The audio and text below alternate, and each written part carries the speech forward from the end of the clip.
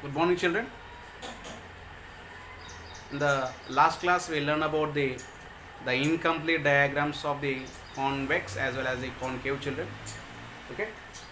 Today we'll be learning about the what are the how the convex lens will be, children. Here, this mirror, children. This mirror. Here you can able to see this one. Okay.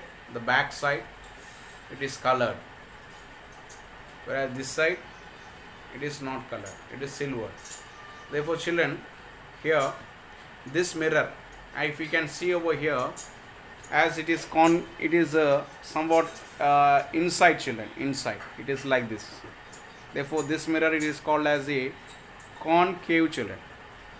This mirror is called as a concave, children. Okay, this mirror is called as a concave.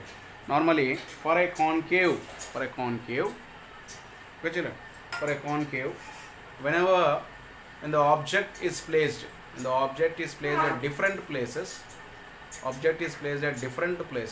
the image will be formed differently, children.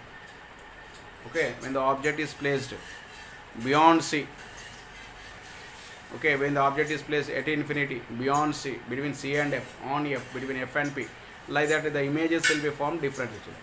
In the same way, this is the convex lens, children. Okay, this is the convex lens. Here we can see the convex lens. It is vexed two sides. It is vexed. That means it is bulged two sides, children, like this. It is bulged like this. Okay, you can see over here. This is a convex. Okay, children. This is a convex lens. Convex lens. Okay, this is the convex lens. Okay, children. This is the convex lens, whereas the concave mirror. Here, convex lens. Normally, convex lens also gives the same important characteristics as that of the concave mirror, children. Therefore, here in the that means in the ray diagram, convex lens as well as concave mirror plays the very, very important role, children. Okay, convex lens and concave mirror plays the same characteristics, children. That means same when for convex lens as well as the concave mirror, for both of them we'll be having the 6 positions, children. That means when the object is placed at infinity, beyond C, on C, between C and F, on F, between F and P, children. Okay, children. Okay, normally here we'll be having of activity, children. Activity normally. Okay, that is, what is the activities? For this we should take a V-shaped grooved stand. V-shaped. That means a wooden stand which is in the V shape, children, which is grooved inside. Children. Okay, children. That means here it is and here V-shaped grooved stand. We should place a V-shaped grooved stand, children, and we should place it in the middle on a table. We should keep the V-shaped grooved stand. Whereas you should keep a lens over here, children. We are talking about the convex lens. Therefore, here we should keep a lens over here. And here you should take a candle. Candle is the source, children. It is an object. Candle. You should take a candle. Candle is an object. And we should take a screen. Screen is a white paper. Children, screen is the white paper, or it can be of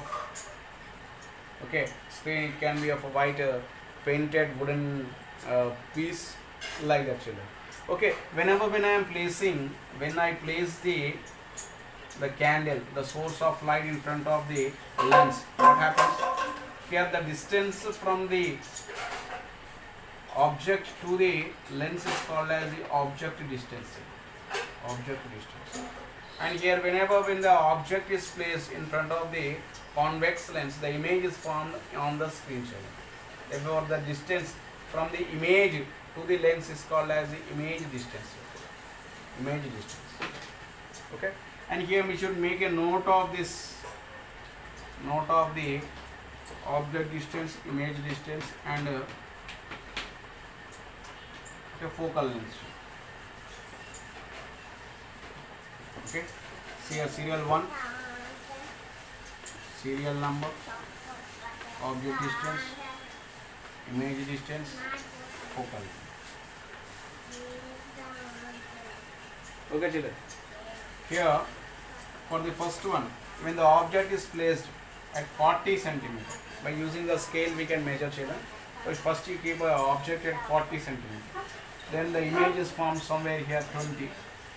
Here we should find the focal length, children. Next we are talking about the object distance 30 centimeter, 20 centimeter, okay, 10 centimeter, like that we can take, children. Okay, when the object is when the object is